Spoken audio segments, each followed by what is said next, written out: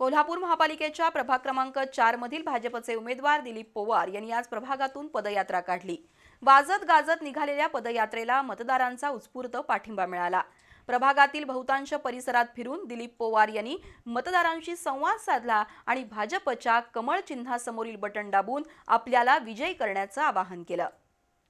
प्रभाग क्रमांक 4 मधील भाजपचे उमेदवार दिलीप पोवार यांनी आज रविवारच्या सुट्टीचा औचित्य साधून प्रभागातून पदयात्रा काढली। समर्थक, कार्यकर्ते आणि मतदारांच्या सहभागातून निघालेली ही प्रचार फेरी लक्षवेधी ठरली। प्रभागातील कोपरा आणि कोपरा पिंजून काढत दिलीप पोवार आणि त्यांच्या समर्थक कार्यकर्त्यांनी भाजपचा जोमात प्रचार केला। कोल्हापूरला भरघोस निधी आणण्यासाठी महायुतीचा झेंडा महापालिकेवर फडकणं गरजेचं आहे।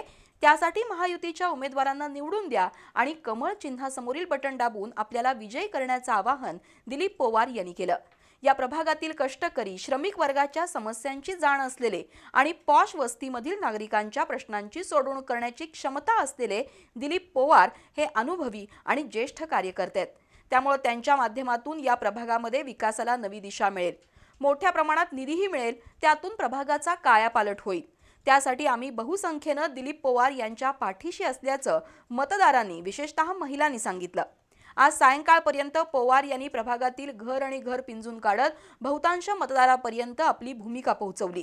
प्रचाराच्या पहिल्या दिवसापासून आघाडी घेतलेल्या आणि सर्व स्तरातील मतदारांचा उत्स्फूर्त पाठिंबा मिळालेल्या दिलीप पोवार यांचा विजय निश्चित मानला जातोय।